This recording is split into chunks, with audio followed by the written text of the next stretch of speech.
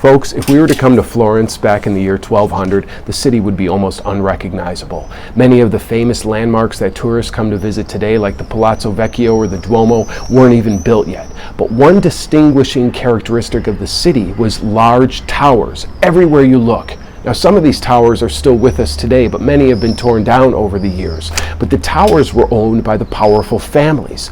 In the 1200s, powerful feudal families dominated Florentine politics. Many of them had their wealthy base out in the countryside with their vast estates and their large lands. But when they moved to the city, they built these magnificent towers as a way of, yes, watching over the city, but also as a way of kind of creating more living space for themselves and their families, very similar to the modern skyscraper.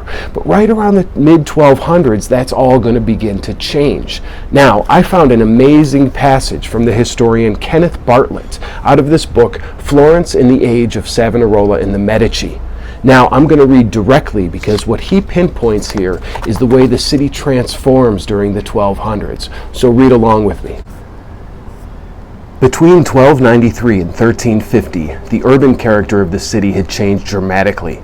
What had been at the end of the 13th century a city of spiky, noble towers, symbolizing public power in private hands, Florence had become by the mid-14th century a grand metropolis identified by the public towers of the community, the collective of citizens active in the Republic. Some towers represented the city as a polis, the towers on the Palazzo della Signoria or on the Bargello. Others represented the Christian community, so closely linked with the idea of citizenship.